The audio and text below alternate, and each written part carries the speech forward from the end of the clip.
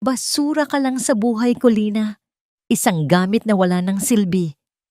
Ang sigaw ni Vito habang nakahandusay ako sa malamig na semento. Sa tabi niya, ang anak na itinuring kong buhay ay nakatingin ng may pandidiri.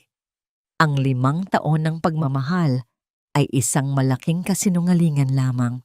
Akala nila ay tapos na ako, pero ang bawat patak ng aking dugo ay sumpa ng aking muling pagbangon bilang si Isabela. Sino ang mananatiling nakatayo kapag ang biktima ay naging tadhana? Walang silbi ang 5 taon, Mika. Konting tiis na lang, itatapon ko na ang basurang yan sa labas ng pamamahay na ito. Hindi ko na masikmura ang makita ang pagmumukha niya araw-araw. Ang boses ni Vito ay malamig, matalim, at walang bahid ng pag-aalinlangan. Bawat salita ay parang isang lason na dahan-dahang gumagapang sa pandinig ni Lina. Sa loob ng silid-tulugan, naririnig niya ang mahinang tawa ng isang babae, isang tawang puno ng tagumpay at pangungutya. Sa mga sandaling iyon, nakatayo si Lina sa labas ng pinto. Bit-bit ang isang tray ng mainit na paboritong pagkain ni Vito. Pinagpuyatan niya itong iluto. Tinitiis ang hapdi ng tumalsik na mantika sa kanyang braso para lamang ipagdiwang ang kanilang 5 anibersaryo ng kasal. Ang suot niyang bestidang asul, nakupas na ang kulay, pero maingat na pinlansya ay ang damit na sinabi ni Vito noong unang gabi ng kanilang pagsasama na napakaganda niya. Sa kanyang bulsa ay naroon ang isang maliit na relo, isang regalong pinag-ipunan niya mula sa kanyang maliit na kita sa pagtahi.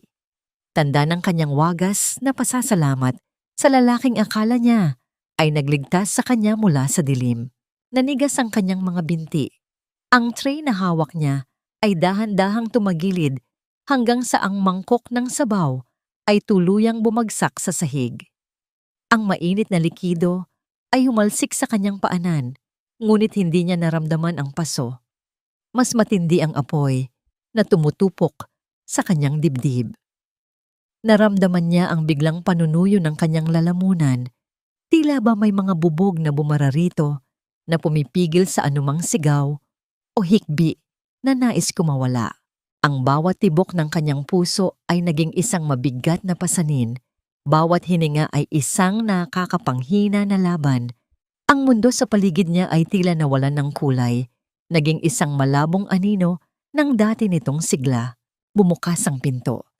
Lumabas si Vito na inaayos ang kanyang kurbata at sa likod niya ay si Mika, ang babaeng itinuring ni Lina na matalik na kaibigan.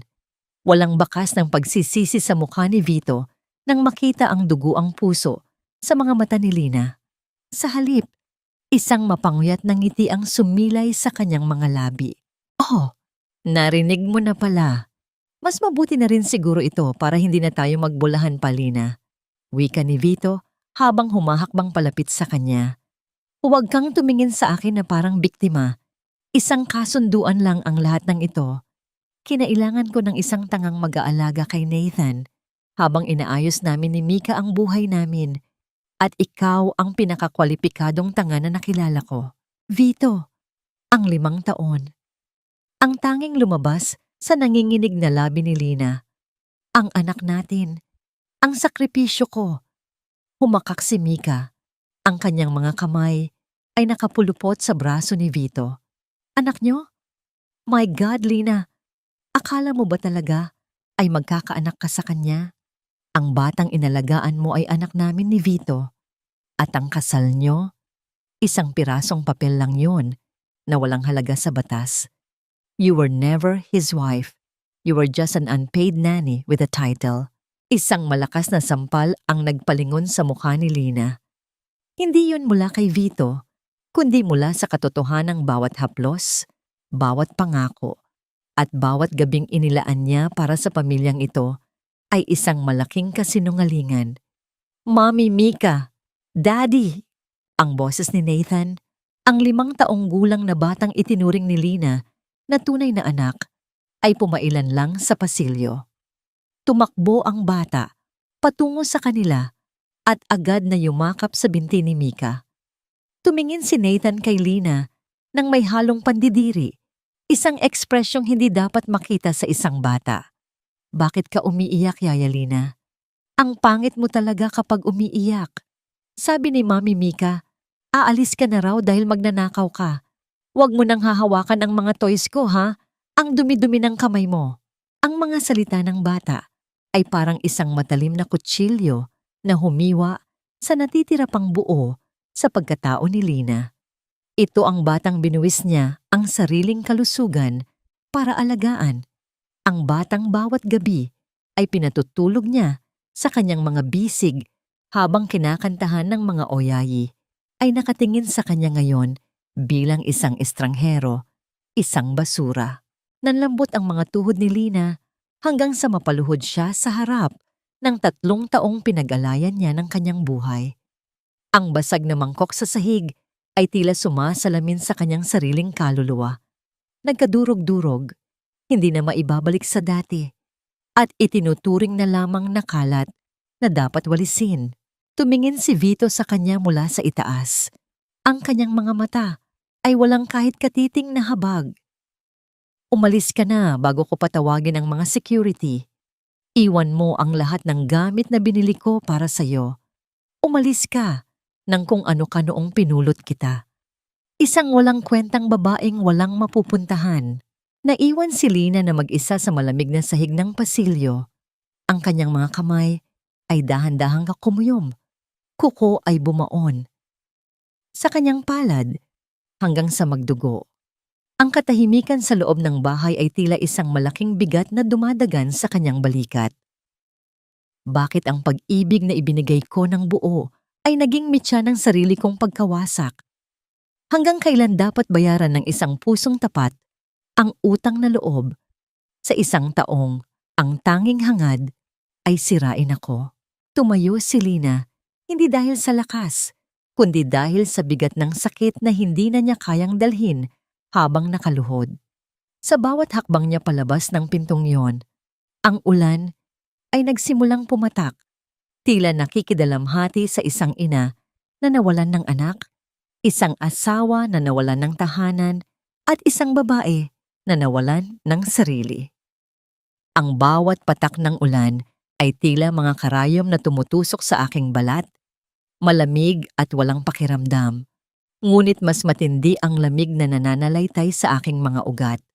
Bit-bit ang isang maliit na maleta na tanging naglalaman ng ilang pirasong damit at ang aking mga alaala. Naglakad ako sa gitna ng madilim na kalsada.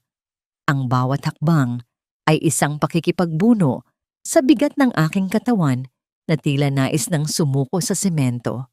Ang sapatos kong butas na sa talampakan ay unti-unting napupuno ng maruming tubig mula sa mga kanal. Isang pagpapaalala na sa mata ng mundong ito, ako ay isa na ring dumi na dapat ay matagal nang inagos ng agos. Hindi ko na alintana ang kulog na tila nagngangalit sa kalangitan. Mas maingay ang mga boses sa loob ng aking ulo. Ang tawa ni Mika, ang malamig na utos ni Vito, at ang pandidiri sa mga mata ni Nathan. Sa gitna ng bagyong ito, naramdaman ko ang isang kakaibang katahimikan, ang katahimikan ng isang taong wala nang natitira kahit katiting na pag-asa. Biglang nabulag ang aking paningin ng isang nakasisilaw na puting liwanag mula sa aking likuran. Ang tunog ng mabilis na pag-ikot ng gulong sa basang aspalto ay mabilis na lumapit. Isang ingay na nagbabala ng panganib, ngunit huli na para ako ay makaiwas. Isang malakas na puwersa ang tumama sa aking marupok na katawan, tila isang pader na bakal ang humampas sa aking likuran nang walang pasintabi. Sa isang iglap, naramdaman ko ang aking sarili na lumipad sa hangin bago marahas na bumagsak sa matigas at malamig na kalsada. Ang bawat buto sa aking katawan ay tila nagkawatak-watak.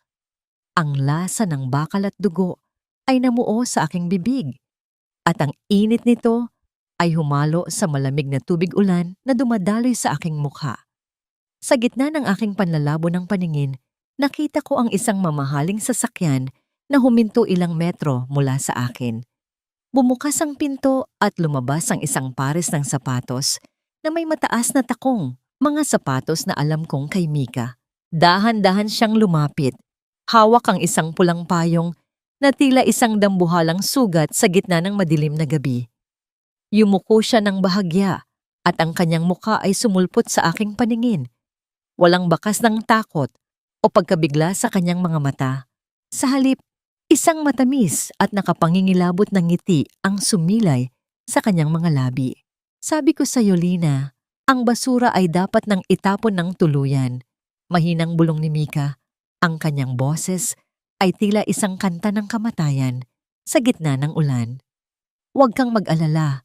Aalagaan ko ng mabuti ang pamilya ko. Ang pamilyang hinding-hindi naging sayo. Sinubukan kong igalaw ang aking kamay. Nais kong abutin ang kanyang binti.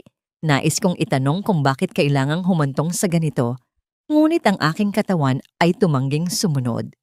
Sa di kalayuan, nakita ko ang isa pang anino sa loob ng sasakyan. Isang lalaking nakaupo sa driver's seat, hindi man lang bumaba, hindi man lang lumingon. Alam ko ang ayos ng balikat na yon. Si Vito. Pinapanood niya ang bawat sandali ng aking paghihingalo nang may malamig na distansya, tila ba nanonood lamang siya ng isang palabas na wala siyang pakialam. Muling sumakay si Mika sa kotse at ang mabilis na pagharurot nito ang tanging tunog na naiwan sa aking pandinig. Ang tilamsik ng tubig mula sa kanilang gulong ay humampas sa aking sugatang mukha bilang huling insulto. Nakahandusay ako sa gitna ng lansangan. Ang aking dugo ay unti-unting umaagos at humahalo sa ulan. Tila isang pulang ilog na naghahanap ng kanyang hantungan. Ang bawat paghinga ay isang matinding paghihirap. Ang hangin ay tila ayaw nang pumasok sa aking mga baga. Sa aking isipan, lumitaw ang larawan ng aking tunay na sanggol na namatay 5 taon na ang nakalilipas. Siguro ito na ang oras bulong ng aking puso. Siguro sa kabilang buhay, doon ko mararanasan ang yakap na ipinagkait sa akin dito sa lupa. Mula sa malayo, narinig ko ang papalapit na tunog ng sirena, isang mahabang huni na unti-unting bumabalot sa aking kamalayan. Ngunit bago pa man dumating ang anumang tulong, isang boses ang tila umalingaw-ngaw sa aking gunita, isang pangako ng paghihiganti na hindi ko alam kung kanino nagmula. Bakit sa gitna ng aking huling hininga, ang tanging nararamdaman ko ay hindi ang pagnanais na magpahinga, kundi ang isang naglalagablab na galit na tumatangging mamatay. Kung ang mundong ito ay sadyang malupit sa mga tapat, nararapat pa bang manatili akong isang biktima?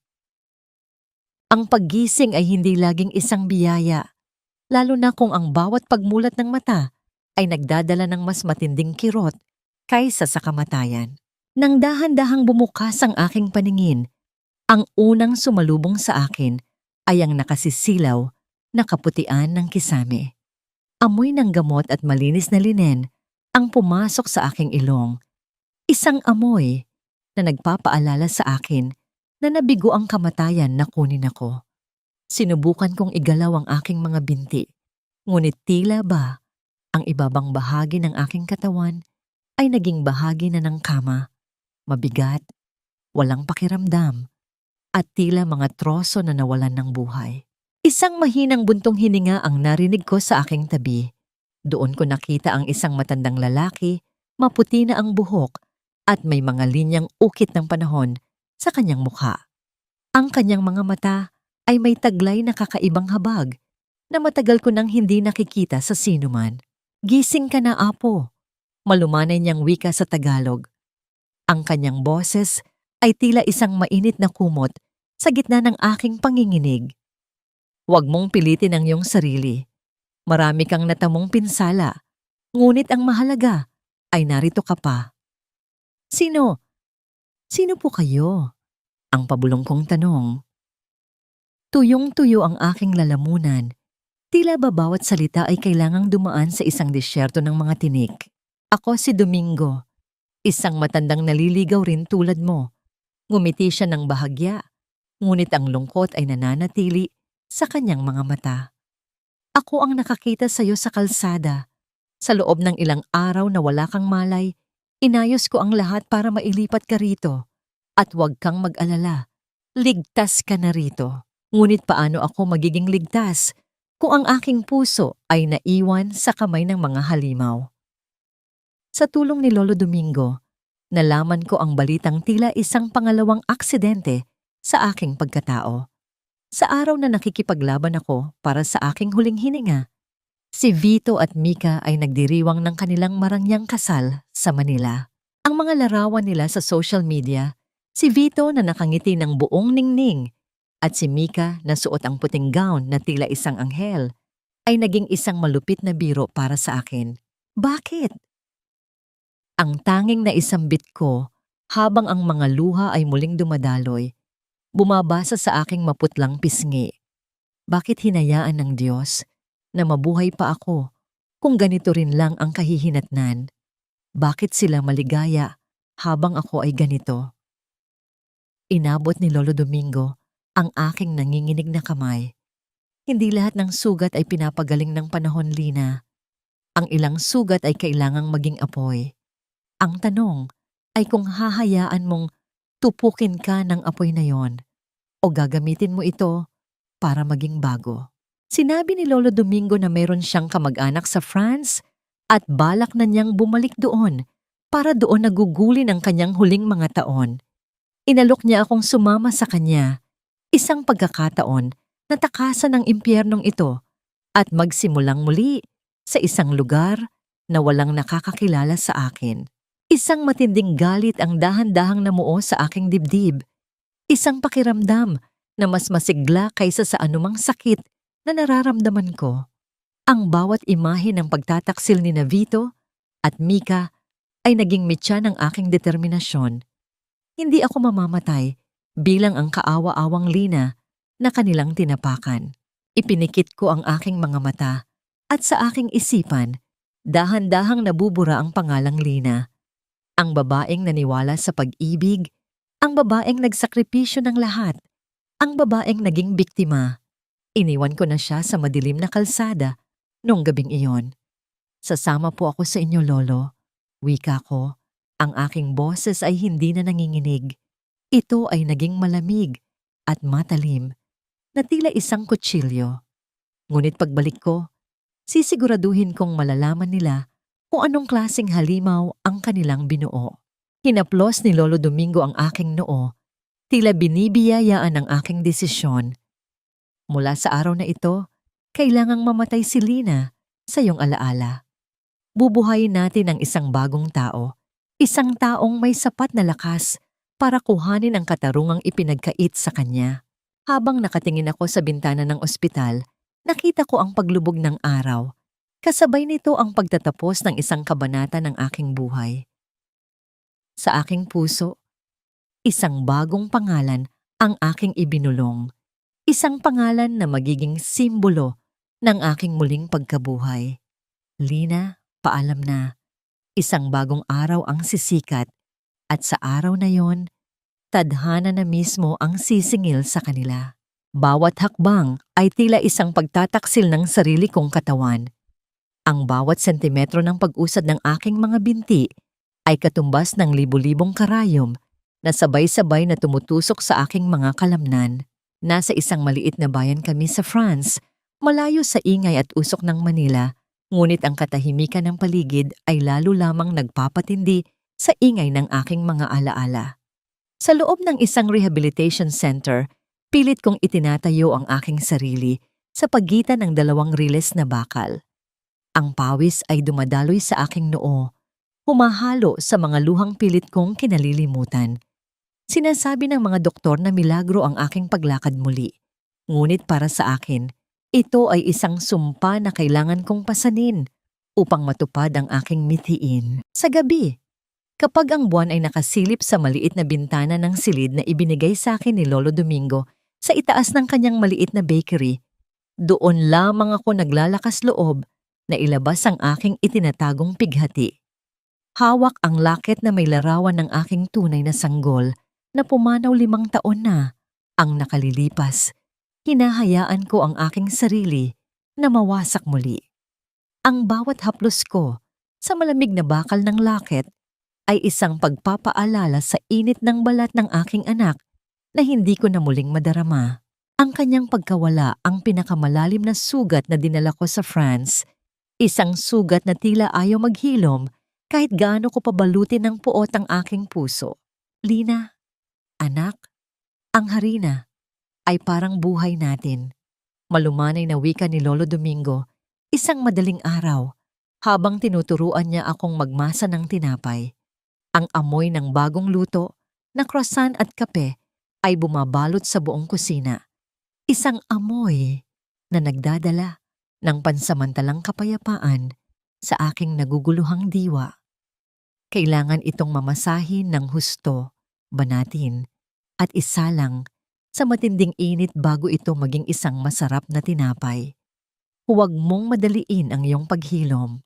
Sa bawat pagdiin ng aking mga palad sa malambot na masa, tila unti-unti ring nagbabago ang aking pagkatao. Ang bawat pagpisil ko sa harina ay nagiging simbolo ng aking paghubog sa bagong sarili. Doon ko natuklasan ang isang talento na matagal ko nang kinalimutan, ang sining ng paglikha. Noong nasa Manila pa ako, ang tanging alam ko ay ang manahi para sa iba. Ngunit dito sa France, sa ilalim ng paggabay ni Lolo Domingo at sa inspirasyong mula sa aking pighati, nagsimula akong gumuhit ng mga disenyo ng alahas. Ang bawat guhit ng aking lapis ay naglalarawan ng isang pusong naging kristal, matigas, makinang, ngunit may mga bitak na hindi na kayang ikubli. 3 taon ang lumipas sa ilalim ng malamig na langit ng France. Ang pilay sa aking mga binti ay nawala na. Pinalitan ng isang matikas at eleganteng tindig. Ang aking mukha, na dati ay puno ng pagod at kawalang pag-asa, ay sumailalim sa mga pagsasaayos na hindi lamang nagpabata sa akin, kundi nagbigay din ng isang aura ng kapangyarihan at misteryo. Hindi na ako si Lina na madaling paiyakin ng isang masakit na salita. Ako na si Isabela, isang babaeng ang ganda ay kasing talim ng isang brilyante. Isang hapon, habang nag-aayos ako ng aking mga kagamitan sa pagdidisenyo, iniabot sa akin ni Lolo Domingo ang isang sulat mula sa Pilipinas. Ito ay mula sa isang dating kakilala na tanging nakakaalam ng aming kinaroroonan. Sa loob ng sulat ay isang clipping ng dyaryo na may larawan ni Mika, na may malaking tiyan at nakangiti sa tabi ni Vito sa isang marangyang baby shower. Buntis si Mika, ang mahina kong bulong habang ang aking mga daliri ay nanginginig sa hawak na papel. Isang matinding kurot ang naramdaman ko sa aking sinapupunan, isang alaala ng batang inagaw sa akin. Habang sila ay nagdiriwang para sa isang bagong buhay, ako ay narito pa rin, pilit na binubuo ang mga piraso ng aking nawasak na mundo. Bakit tila ang langit ay patuloy na nagbibigay ng biyaya sa mga taong kumuha ng lahat mula sa akin? Sapat na ba ang 3 taon ng paghahanda para harapin ang mga demonyong sumira sa aking buhay? Tumingin ako sa aking refleksyon sa salamin. Ang mga mata ni Isabela ay hindi na lumuluha. Sila ay nagniningas na sa nagbabagang galit na handa ng sumiklab. Ang liham ay dahan-dahang nalamukot sa aking kamao, habang ang isang tanong ay patuloy na umaalingaw-ngaw sa aking isipan. Handa na ba silang makita ang multo ng kanilang nakaraan na may suot na korona ng paghihiganti? Ang babaeng nakikita ko sa salamin ay hindi na ang pulubing si Lina na nagmakaawa para sa pag-ibig. Siya ay isang sining na nililok ng puot at pinakintab ng pasakit. Nakatayo ako sa gitna ng aking marangyang atelier sa Paris. Suot ang isang itim na silk dress na yumayakap sa aking katawan ng may dignidad. 3 taon na ang nakalilipas mula nang mamatay si Lina sa gitna ng ulan, at sa bawat araw na lumipas, dahan-dahan kong binuo si Isabela. Ang aking mga mata, na dati ay laging mapula sa pag-iyak, ngayon ay tila 2 itim na brilyante, malamig, matalim, at walang kahit anong emosyon na maaaring mabasa ng sinuman. Ang peklat sa aking binti mula sa aksidente ay naroon pa rin. Ngunit hindi na ito tanda ng aking kahinaan. Ito ay ang aking mapapatungo sa paghihiganti. Sa harap ko ay nakalatag ang mga dokumento tungkol sa kumpanya ni Vito. Sa loob ng 3 taon, hindi lamang ang sining ng alahas ang aking pinag-aralan. Natutunan ko ring basahin ang mga numero, ang mga bitak sa pundasyon ng kanyang negosyo, at ang mga sikretong pilit nilang itinago ni Mika. Nalaman ko na ang kumpanya ni Vito ay nakatayo na lamang sa isang manipis na sinulid ng mga utang at maling pamamahala. Kailangan na lamang nila ng isang huling tulak, isang anghel na mag-aalok ng tulong bago sila tuluyang mahulog sa bangin. Handa ka na ba talaga, Isabela? Ang boses ni Lolo Domingo ay narinig ko mula sa likuran. Pumasok siya dala ang isang tasa ng tsa. Ang kanyang mukha ay puno ng pag-aalala. Ang pagbabalik sa Manila ay parang pagpasok muli sa isang kulungan ng mga leon. Sigurado ka bang kaya mo nang harapin ang mga anino ng iyong nakaraan nang hindi ka muling nasusugatan? Humarap ako sa kanya at isang maliit, pilit na ngiti ang sumilay sa aking mga labi. Ang mga leon na yon, Lolo, ay nakalimutan na kung paano mangaso dahil sa labis na kayabangan. Ako ang babalik hindi bilang isang biktima, kundi bilang ang may-ari ng kanilang kapalaran. Hindi na ako nasasaktan, Lolo. Ang pusong naging bato ay wala nang nararamdamang kirot. Lumapit ako sa salamin at marahang pinunasan ang matingkad na pulang lipstick sa aking labi. Ang kulay nito'y kahawig ng dugong minsang ipinagkait sa akin noong gabing nagwasak sa dati kong buhay. Dahan-dahan kong hinaplos ang aking mukha, ang mukhang binago ng sunod-sunod na operasyon upang tuluyang ilibing si dating Lina. Kasabay ng pagkawala ng bawat bakas ng nakaraan ay ang paglaho ng aking takot at pag-aalinlangan. Ang natira na lamang sa akin ay malamig na determinasyon at isang planong unti-unting hinubog ng bawat gabing ako'y nag-iisa. Bumalik ako sa aking mesa at tinitigan ang larawan ni Nathan na nakuha ko mula sa isang investigator. Ang bata ay lumalaking kamukhang-kamukha ni Mika, ngunit may isang bagay sa kanyang mga mata na nagpapaalala sa akin ng 5 taong pag-aalaga na ibinigay ko sa kanya. Isang matinding kurot ang naramdaman ko, ngunit agad ko itong pinigilan. Hindi siya sa akin. Wala akong anak na buhay sa mundong ito. Sila ang pumatay sa aking pag-asa at nararapat lamang na maranasan din nila ang mawalan ng lahat. Inayos ko ang aking mga gamit at isinara ang aking maleta. Sa loob nito ay hindi lamang mga damit, kundi ang mga ebidensya, ang mga kasunduan at ang lason na dahan-dahang papatay sa kanilang kaligayahan. Ang Isabela na makikilala nila ay isang banyagang investor, isang matagumpay na designer na naghahanap ng katuwang sa negosyo sa Manila. Hindi nila iisipin na ang babaeng hahalikan ang kanilang mga kamay sa negosyo ay ang parehong babaeng iniwan nilang naghihingalo sa lansangan. Paalam, France, bulong ko habang nakatingin sa labas ng bintana kung saan unti-unting lumulubog ang araw sa Eiffel Tower. Salamat sa pagpapatuloy sa isang kaluluwang ligaw. Sa aking pagtapak sa airport, ang bawat hakbang ko ay tila isang tunog ng martilyo na nagpapako sa kabaong ng aking nakaraan. Nararamdaman ko ang malamig na hangin ng eroplano, isang paunang tikim ng lamig na dadalhin ko sa buhay ni Vito at Mika. Wala nang atrasan ito.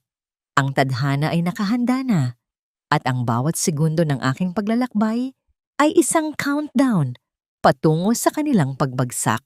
Manila, handa ka na ba? Dahil ang bagyong darating ay hindi magdadala ng ulan, kundi isang nagbabagang apoy na tutupok sa bawat kasinungalingang itinayo nyo sa ibabaw ng aking libingan. Napakaganda niya, Mika. Parang isang reyna na ngayon ko lang nakita. Sigurado ka bang wala siyang koneksyon sa mga dati nating kakilala? Ang boses ni Vito ay puno ng paghanga. Isang tono na matagal ko nang hindi narinig nung ako pa ang kanyang asawa. Nakatayo ako sa bukana ng Grand Ballroom ng isang sikat na hotel sa Manila. Dahan-dahang hinahaplos ang aking puntas na guwantes. Sa loob ng silid na punong-puno ng mga kumukutitap na chandelier at amoy ng mamahaling pabango, ako ang sentro ng atensyon. Ang suot kong kulay esmeraldang gown ay tila isang buhay na hiyas sa ilalim ng mga ilaw. Bawat tahi ay sumasalamin sa aking bagong kapangyarihan. 3 taon na ang nakalilipas. Sa labas ng gusaling ito, marahil ay hindi man lang ako papapasukin ng mga security guard dahil sa aking hitsura. Ngunit ngayon, ang bawat mata ay nakatitig sa akin ng may paggalang at kuryosidad. Ang tunog ng mga basong nagkakaumpugan at ang mahinang tugtog ng biolin ay tila isang background music sa aking muling pagkabuhay. Nararamdaman ko ang mabilis na pagtibok ng aking puso, hindi dahil sa takot, kundi dahil sa matinding antisipasyon. Nakita ko sila sa di kalayuan. Si Vito, na mukhang mas matagumpay, ngunit may mga bakas na ng pagod sa kanyang mukha. At si Mika, na balot ng mga alahas na tila pilit itinatago ang kanyang insecurity. Sa tabi nila ay isang batang lalaki na nakasuot ng maliit na taksido, si Nathan. Isang matinding kirot ang gumuhit sa aking dibdib nang makita ko ang bata. Ang kanyang mga mata ay ang parehong mga mata na dati kong pinatutulog sa pamamagitan ng aking mga kwento. Ngunit ngayon, wala na siyang bakas ng pagkilala sa akin. Miss Isabella Cui, the world-renowned jewelry designer from Paris, pagpapakilala ng MC, at ang palakpakan ay umalingaw-ngaw sa buong silid.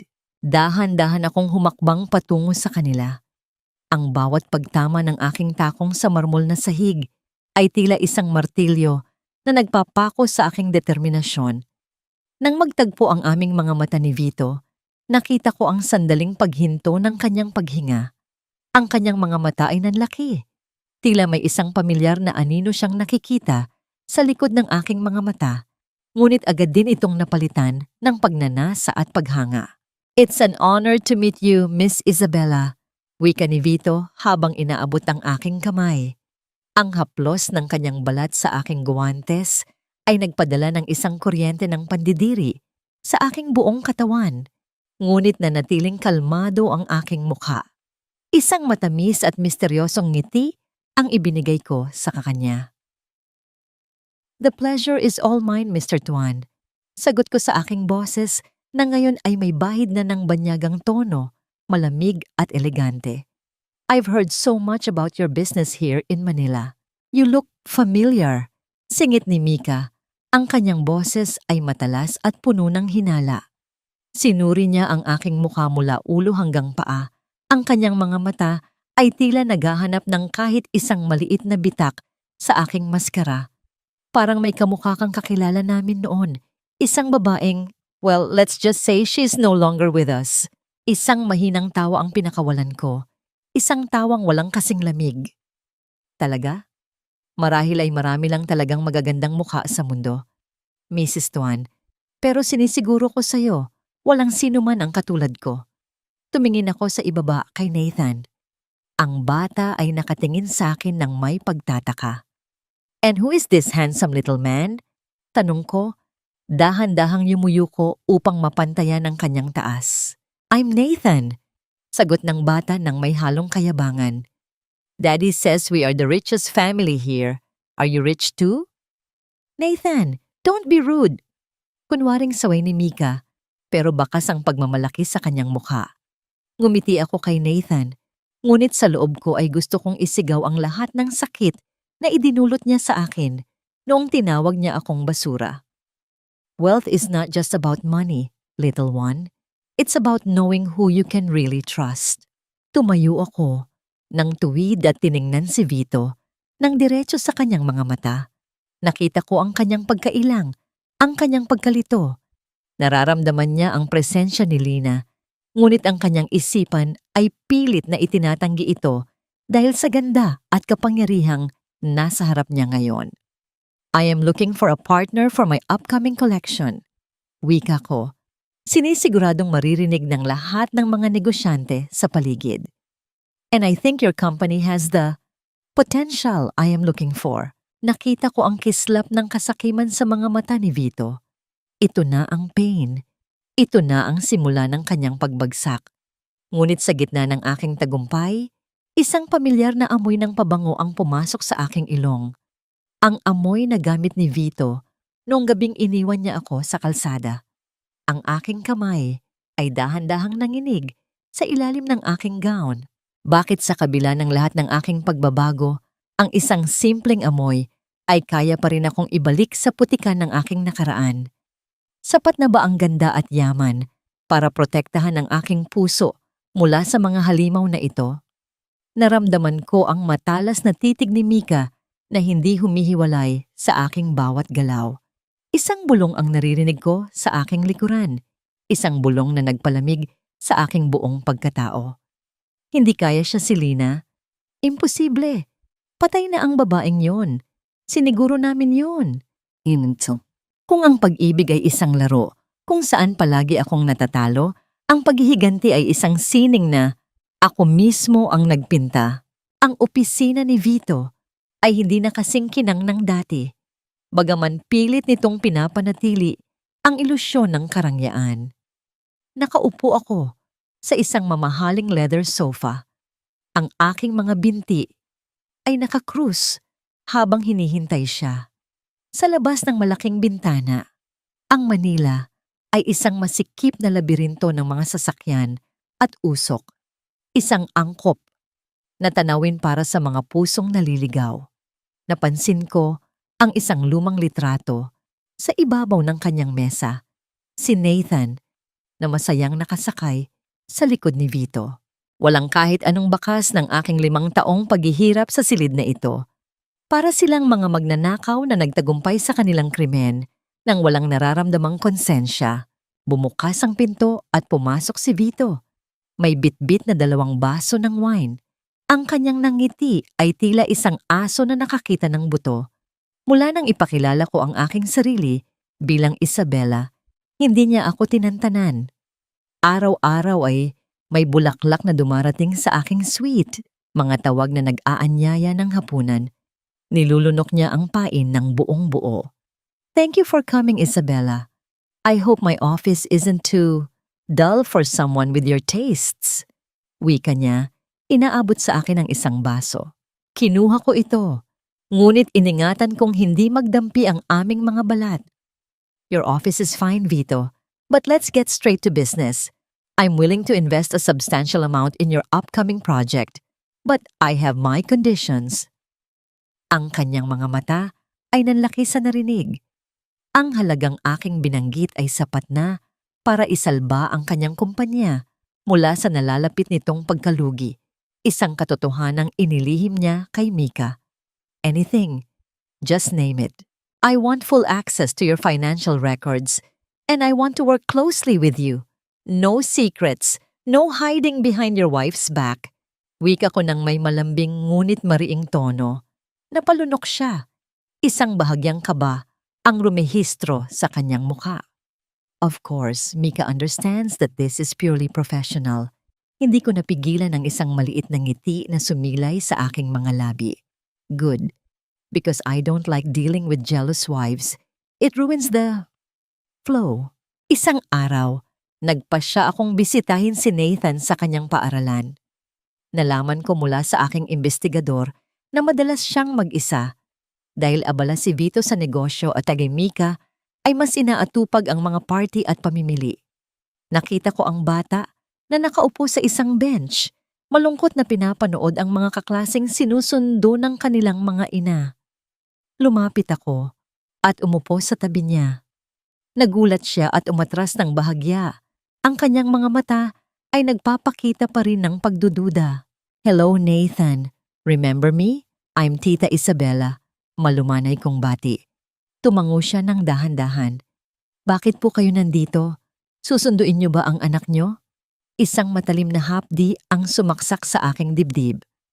Wala akong anak, Nathan. Nandito lang ako para magpahangin. Masama ba ang loob mo? Bumagsak ang kanyang mga balikat. Sabi ni Mami Mika, susunduin niya ako ngayon para bumili ng bagong laruan, pero hindi pa siya dumarating. Lagi na lang siyang may party. Kumuha ako ng isang maliit na tsoklato sa aking bag, ang paborito niyang brand, noong inaalagaan ko pa siya, at inabot ito sa kanya. Namilog ang kanyang mga mata sa tuwa at agad itong kinuha. Sa isang iglap, bumalik ang alaala noong tinawag niya akong magnanakaw at madumi. Ang bata sa harap ko ay hindi ang halimaw na sumira sa akin, kundi isang biktima ng kawalang pag-aruga ng kanyang tunay na ina. "Thank you, Tita Isabela," wika niya, ngumiti ng pagkatamis-tamis. Mula sa malayo, nakita ko ang sasakyan ni Mika na padabog na huminto. Bumaba siya, ang kanyang mukha ay pulang-pula sa galit nang makita akong kasama ang kanyang anak. Mabilis siyang naglakad patungo sa amin, tila isang bagyong handang manalasa. "Ano ang ginagawa mo sa anak ko?" Sigaw niya, hinablot si Nathan at itinago sa kanyang likuran. Tumayo ako ng marahan, inaayos ang mga gusot sa aking damit nang may buong pagkabagot. "Relax, Mika. I just saw him looking lonely. You should be more punctual. Children need their mothers, not excuses." Ang kanyang mga mata ay nanlilisik, halos lumabas ang kanyang mga ugat sa leeg. "Huwag mo akong tuturuan kung paano maging ina. At layuan mo ang asawa ko. Alam ko kung ano ang ginagawa mo, Isabela. Gusto mo siyang agawin." "Agawin?" Ipinakita ko ang isang mapang-asar na ngiti. "My dear, I don't take what's already broken. Vito is coming to me because you can't give him what he needs." Walang salitang binitawan si Mika, ngunit ang pag-ikot ng kanyang kamao ay sapat na para ipakita ang kanyang puot. Kinaladkad niya si Nathan papunta sa kotse. Ang bata ay umiiyak habang lumingon sa akin, tila naghahanap ng kaligtasan. Nang gabing iyon, natanggap ko ang isang mensahe mula kay Vito. Nag-aanyaya ng isang private dinner upang pag-usapan ang susunod na hakbang ng aming kontrata. Pumayag ako. Ang restaurant ay madilim at romantiko. Isang lugar kung saan ang mga sikreto ay madaling ibulong. Nasa kalagitnaan kami ng pag-uusap nang mapansin ko ang isang figurang nakatayo sa labas ng salamin na bintana. Si Mika. Ang kanyang mukha ay tila sasabog sa galit at selos habang pinapanood kami ni Vito na nagtatawanan. Ipinatong ko ang aking kamay sa ibabaw ng kamay ni Vito sa mesa. Tinitiyak na makikita yon ng kanyang asawa. Bakit ang panunood sa kanilang pagkasira ay nagbibigay ng kakaibang tamis na hindi kayang ibigay ng anumang pagmamahal. Ngunit habang nilalasap ko ang tagumpay, isang malamig na katanungan ang pumasok sa aking isipan. Hanggang saan ako handang magpanggap bago ko tuluyang makalimutan kung sino talaga ako? Nang magring ang telepono ni Vito at makita niya ang pangalan ni Mika, nakita ko ang pag-aatubili sa kanyang mga mata. "Bakit hindi mo sagutin?" Bulong ko. Ang kasakiman ay isang bulag na halimaw. Hindi nito nakikita ang patibong hanggat hindi patuluyang bumabaon ang mga ngipin ng bitag sa kanyang sariling laman. Nakatayo ako sa harap ng malawak na bintana ng penthouse, tahimik na pinagmamasdan ang walang tigil na agos ng mga sasakyan sa ibaba habang hinihintay ang pagdating ni Vito. Sa araw na ito, magsisimula ang pinakamahalagang bahagi ng aking paghihiganti.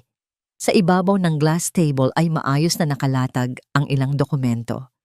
Mga papel na sa unang tingin ay ordinaryong kontrata lamang. Ngunit sa likod ng bawat pirma at bawat kondisyon ay nakatago ang bitag na ako mismo ang maingat na naghanda. Hindi niya alam na sa oras na hawakan niya ang mga ito, kusa niyang hinihigpitan ng tali na unti-unting sisira sa kanya. Nang bumukas ang pinto, pumasok si Vito na may dalang isang malaking palumpon ng mga pulang rosas. Ang kanyang buong pagkatao ay sumisigaw ng kumpiyansa. Isang huwad na tapang ng isang lalaking akala niya ay kontrolado niya ang mundo. Lumapit siya sa akin, ang kanyang mga mata ay nagniningning sa pagnanasa na hindi man lang niya pinipilit itago. "Isabela, you look stunning as always," wika niya habang inilalapag ang mga bulaklak sa mesa. Sana ay maganda ang balita mo para sa akin ngayon. I've moved heaven and earth to clear my schedule just for you. Ngumiti ako, isang ngiting malamig at kalkulado. Umupo ako at marahang itinulak ang mga dokumento palapit sa kanya. Ang negosyo sa Europe ay hindi naghihintay, Vito. Ang investment holding na itinatayo ko sa Paris ay nangangailangan ng agarang pondo. It's a high-yield venture, pero kailangan ko ng partner na hindi natatakot sumugal ng malaki. Kung mag-aalangan ka, I have 3 other CEOs waiting for my call this afternoon. Nakita ko ang paglunok niya. Alam kong ang kanyang kumpanya ay nalulubog na sa utang. Ngunit ang kanyang ego ay mas malaki kaysa sa kanyang balanse sa bangko. Ang pangakong kikita siya ng milyon-milyong dolyar at ang pagnanais na makuha ang aking atensyon ay ganap na bumulag sa kanyang rasyonal na pag-iisip. Hindi mo na kailangang tawagan ng iba, Isabella. Mabilis niyang sagot. Kinuha niya ang kanyang mamahaling pluma mula sa bulsa ng kanyang coat. I trust you, and I want us to be more than just business partners. Ang pagdampi ng kanyang pluma sa magaspang na papel ay tila naghuhudyat ng kanyang sariling hatol. Bawat pirma niya ay katumbas ng paglipat ng kanyang natitirang yaman, pati na ang emergency funds ng kanyang kumpanya at mga nakasanglang ari-arian sa isang dummy corporation na walang ibang nagmamay-ari kundi ang babaeng iniwan niyang duguan sa kalsada. Habang pinapanood ko siyang pumipirma, bumalik sa aking isipan ang mga araw na nagmamakaawa ako sa kanya para sa barya upang maibili ng gatas ang batang inakala kong anak ko, habang siya ay nagtatapon ng libo-libo para sa mga alahas ni Mika. Sa kabilang dako ng lungsod, sa isang marangyang butik ng mga designer bags, kasalukuyang nag-aaliw si Mika. Matapos ang sunod-sunod na away nila ni Vito dahil sa pagseselos niya sa akin, naisip niyang gamutin ang kanyang galit sa pamamagitan ng paggastos. Inilapag niya ang kanyang platinum credit card sa counter nang may buong pagmamayabang. Inaasahang uuwian niya ang isang bag na nagkakahalaga ng daan-daang libong piso. Ngunit ang pag-asa niyang yon ay mabilis na napalitan ng kahihiyan nang ang pulang ilaw sa makina ng kahera ay nagpahiwatig ng pagkabigo. Ang magalang na paghingi ng paumanhin ng ahente na nagsasabing ang kanyang card ay umabot na sa limitasyon at pansamantalang sinuspinde ng bangko ay tila isang malakas na sampal sa kanyang muka sa harap ng ibang mayayamang customer. Puno ng puot at pagkalito, mabilis na lumabas si Mika at tinawagan ang punong accountant ng kanilang kumpanya. Ang mga salitang narinig niya sa kabilang linya ay tila nagpabagsak sa kanyang mundo. Wala na silang pera. Inilipat ni Vito ang lahat ng pondo sa isang banyagang investment nang walang paalam sa luponot ng mga direktor o sa kanya. Nang gabing iyon, mag-isa ako sa aking penthouse. Ang mga ilaw ng lungsod ay kumukutitap na parang mga bituin na nahulog sa lupa. Kumuha ako ng isang kristal na kopa at dahan-dahang nagbuhos ng pulang alak. Ang pag-agos ng mapulang likido ay nagpapaalala sa akin ng dugong dumanak mula sa aking katawan 3 taon na ang nakalilipas. Umupo ako sa tapat ng telebisyon at binuksan ito sa isang news channel. Hindi nagtagal, lumabas ang breaking news na inaasahan ko. Isang malaking iskandalo sa pananalapi ang sumabog. Ang mga sikretong ulat tungkol sa naglalakihang utang ng kumpanya ni Vito na palihim kong ipinadala sa media ay tuluyan ng isinapubliko. Ang mga stock nila ay bumulusok pababa na tila isang batong inihagis sa bangin. Humigop ako ng alak. Ang tamis at pait nito ay sabay na gumapang sa aking lalamunan. Ito ang lasa ng hustisya. Ngunit habang pinapanood ko ang pagkasira ng imperyong itinayo nila sa ibabaw ng aking pighati, isang bahagi ng aking puso ang nagtatanong kung kailan magtatapos ang malamig na pakiramdam na ito. Ang paghihiganti ay nagpabusog sa aking galit, ngunit hindi nito nagawang buhayin ang batang nawala sa akin. Samantala, sa isang madilim na silid sa mansyon ni Vito, nakaupo si Mika sa harap ng kanyang computer. Ang kanyang mga kamay ay nanginginig sa galit habang naghihintay sa pag-uwi ng kanyang asawa upang kumprontahin ito tungkol sa nawawalang pera. Sa gitna ng kanyang pagngingit-ngit, isang maliwanag na notifikasyon mula sa screen ang umagaw sa kanyang atensyon. Isang email mula sa isang hindi kilalang sender. Binuksan niya ito at ang tanging nilalaman ay isang pangungusap na nagpatigil sa pagtibok ng kanyang puso. Alam ko kung ano ang ginawa niyo kay Lina noong gabing umuulan. Kasama sa mensahe ay isang lumang larawan ng bumper ng kanilang sasakyan na may bahid ng dugo. Isang larawang akala niya ay matagal na nilang nabura sa mundo. Ang takot na gumapang sa kanyang dibdib ay mas matindi pa sa anumang pagkalugi sa pera. Sino ang nagpadala nito? At bakit ngayon pa? Kung kailan unti-unti nang gumuguho ang kanilang perpektong buhay. Ang pinakamatinding sakit ay hindi nagmumula sa kamay ng isang kaaway, kundi sa bibig ng taong tinawag mong ina. Ang pagbagsak ng kumpanya ni Vito ay tulad ng isang lason na mabilis kumalat sa buong mansyon. Ang mga pader na dati ay piping saksi sa kanilang mga tawa at pagmamayabang ay ngayon umaalingaw-ngaw sa kanilang mga sigawan at sumbatan. Nagpanggap akong inosenteng business partner na nababahala sa mga balita, kaya't nagpadala ako ng mga dokumento sa kanilang bahay upang tuluyang pasiklabin ang apoy na aking sinimulan. Kinahapunan, habang abala si Vito sa pakikipagtalo sa kanyang mga abogado sa telepono, si Mika ay nagkukulong sa kanyang kwarto. Pilit na pinapakalma ang sarili mula sa anonymous email na kanyang natanggap. Ang kanyang kasalukuyang pagbubuntis ay nagpapalala sa kanyang pagiging iritable. Sa gitna ng kanyang pagngingit-ngit, pumasok si Nathan, dala ang isang sirang laruang robot. "Mommy, nasira ang laruan ko. Sabi mo kahapon ibibili mo ako ng bago." Wika ng bata nang may halong pagrereklamo, tila hindi namamalayan ang bigat ng tensyon sa paligid. Bumangon si Mika, ang kanyang mga mata ay nanlilisik sa galit. Ang inis na naipon mula sa pagkawala ng kanilang pera at ang banta sa kanyang sikreto ay biglang sumabog nang makita ang bata. "Laruan? Yun lang ba ang nasa isip mo? Wala na tayong pera, Nathan. At bakit ka ba nandito? Ginugulo mo lang ako." Nagulat ang bata at umatras. "Pero sabi niyo ni Daddy, tayo ang pinakamayaman." "Sinungaling ang daddy mo!" Sigaw ni Mika. Ang kanyang boses ay tila isang matalim na balisong na humihiwa sa inosenteng pag-iisip ng bata. Hindi na niya napigilan ang kanyang dila, naudyok ng matinding desperasyon. "At alam mo ba kung bakit ka namin kinuha kay Lina? Hindi dahil mahal kita, dahil kailangan namin ng dahilan para mapaikot siya. Kinuha ka namin para may tagapag-alaga kang tanga at para madali naming makuha ang gusto namin mula sa daddy mo bago kami makasal. Ginagamit ka lang namin, Nathan. Kaya huwag kang mag-inarte dyan dahil pabigat ka lang sa buhay ko ngayon." Tumulo ang mga luha ni Nathan. Ang mga salitang narinig niya ay hindi kayang unawain ng kanyang murang isipan.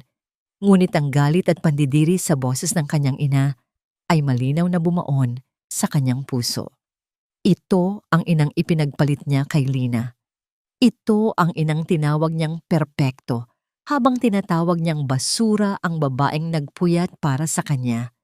Tumakbo ang bata palabas ng silid, umiiyak ng malakas. Hindi niya alam kung saan siya pupunta, ngunit nang makalabas siya ng gate ng kanilang subdivision, nakita niya ako na nakatayo, malapit sa aking sasakyan. Sinadya kong pumarada roon upang panoorin ang gulo mula sa malayo.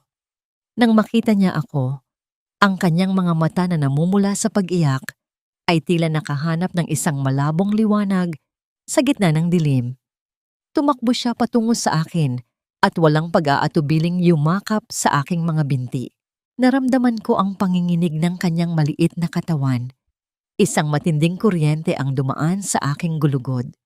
Ito ang batang nanakit sa akin, ngunit ito rin ang batang pinakamahal ko noon. Ang pag-alinlangan ay naglaban sa aking isipan, ngunit nanaig ang aking likas na pagiging ina na hindi kailanman napatay ni Vito o Mika. Dahan-dahan akong yumuko at ipinulupot ang aking mga braso sa kanya. Hinahagod ang kanyang likod nang may lambing na matagal kong itinago. Shh! Nandito na ako. Anong nangyari? Malumanay kong tanong kahit na alam ko na ang sagot. Sabi ni Mami Mika, ginagamit lang daw niya ako. Humihikbi niyang sagot. Ang kanyang mukha ay nakabaon sa aking mamahaling damit. Sabi niya wala siyang pakialam sa akin, Tita Isabela. Totoo ba yun? Masama ba akong bata? Ang init ng aking luha ay nagbanta, ngunit pilit ko itong pinigilan. Hinawakan ko ang kanyang magkabilang balikat at tinitigan siya sa mga mata. Hindi ka masamang bata, Nathan. Ang mga taong hindi marunong magpahalaga sa iyo ang may problema. May mga taong hindi marunong magmahal ng totoo dahil sarili lang nila ang iniisip nila. Mula sa malayo, nakita kong tumatakbo palabas ng bahay si Mika. Hinahanap si Nathan. Nang makita niya kami, ang kanyang mukha ay umasim sa matinding selos at galit.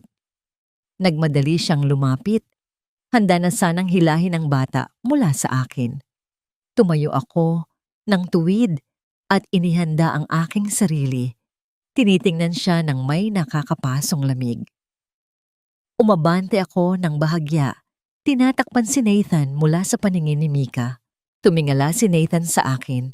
Ang kanyang mga mata ay puno ng pagkalito, takot, at isang kakaibang pag-asa. Mahigpit niyang hinawakan ang laylayan ng aking damit at bumulong sa isang boses na nagpatigil sa pag-ikot ng aking mundo. Tita Isabela, ikaw ba ang tunay kong mami?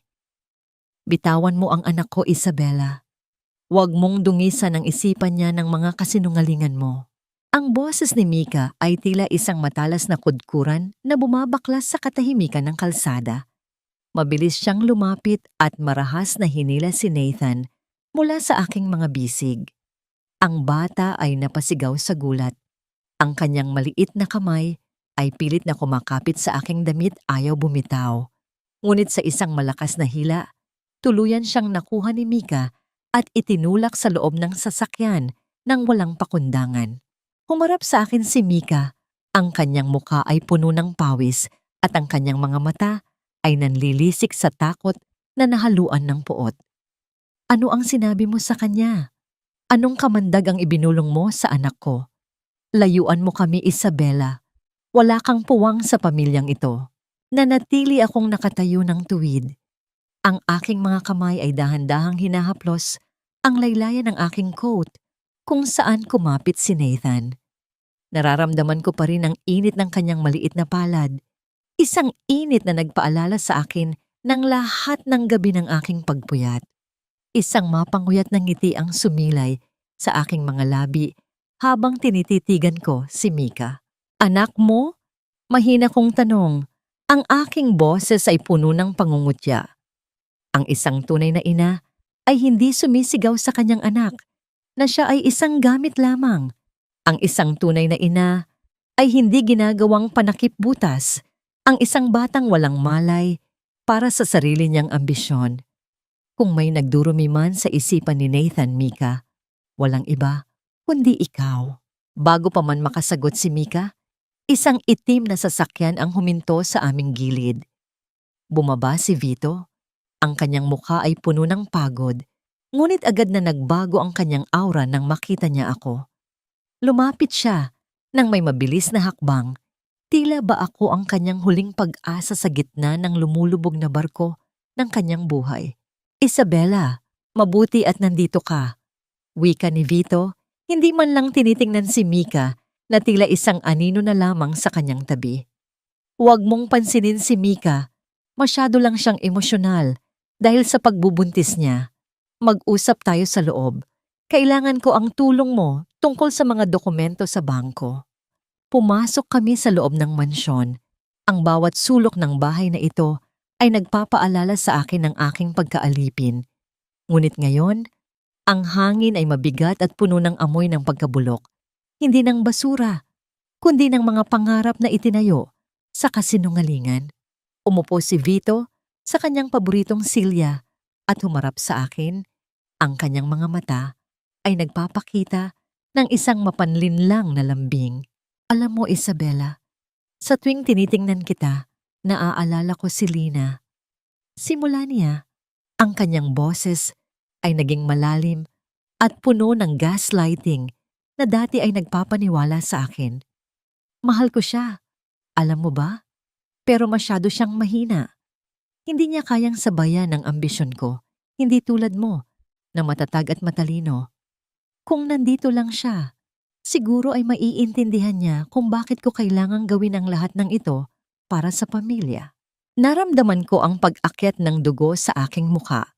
Ang bawat salita niya ay tila isang insulto sa aking libingan. Mahal mo siya? Tanong ko. Pinipigilan ang nanginginig na boses. Mahal mo siya, kaya hinayaan mo siyang maghirap? Mahal mo siya, kaya ninakawan mo siya ng dignidad? Hindi mo naiintindihan, Isabela. Patuloy ni Vito, dahan-dahang lumalapit sa akin at pilit na hinahawakan ang aking balikat. Ginawa ko lang ang nararapat. Pero ikaw ang babaeng nararapat sa akin ngayon. Sa'yo ko nakikita ang hinaharap na hindi na ibigay ni Lina. Tumayo ako at lumayo sa kanyang haplos. Ang aking puso ay kumakaba sa galit na nais ng sumabog. Kailangan ko lang gamitin ang banyo, wika ko, upang makatakas sa kanyang nakasusulasok na presensya. Naglakad ako patungo sa likod ng bahay, malapit sa kusina, kung saan dati ay doon ako madalas gumagawa ng mga gawaing bahay. Habang naglalakad, napansin ko ang isang basurahan sa labas ng pintuan ng service area. Isang piraso ng papel na may pamilyar na kulay ang pumukaw sa aking atensyon. Yumuko ako at kinuha ang papel mula sa gitna ng mga tira-tirang pagkain at dumi. Ito ay isang luma at lukot na larawan. Ang larawan ni Lina. Ang aking larawan bago ang aksidente. Punong-puno ito ng putik at may mga bakas ng sadyang pagpunit. Nakita ko ang aking mga mata sa larawan. Mga matang puno ng pag-asa na ngayon ay dinuraan at itinapon na parang basura ng mga taong pinaglingkuran ko. Isang matinding hikbi ang muntik nang kumawala sa aking lalamunan. Ang sakit ay tila isang sariwang sugat na muling binuksan. Dito nila ako inilagay. Sa basura, sa gitna ng dumi at limot, habang si Vito ay nagsasalita tungkol sa pag-ibig sa loob ng silid. Ang katotohanan ng kanyang pagkatao ay narito sa aking kamay. Isang basurang itinapon matapos pakinabangan. Pumasok ako sa isang bakanting silid at isinara ang pinto. Napasandal ako sa pader. Ang larawan ay mahigpit kong niyakap sa aking dibdib. Ang aking mga balikat ay nanginginig at ang mga luha na matagal kong ipinagkait sa aking sarili ay dahan-dahang pumatak sa maruming papel. Sa sandaling iyon, hindi ako si Isabela ang matapang na designer. Ako muli si Lina, ang babaeng sugatan, ang ina na nawalan ng lahat, ang asawa na ginawang basahan. Bakit sa kabila ng lahat ng aking tagumpay, ang isang piraso ng papel ay sapat na para durugin ang aking maskara? Kailan ba matatapos ang paghahari ng mga aninong ito sa aking kaluluwa? Narinig ko ang dahan-dahang pagpihit ng doorknob. Ang pinto ay bumukas at ang liwanag mula sa pasilyo ay tumama sa aking mukha. Nakatayo roon si Vito.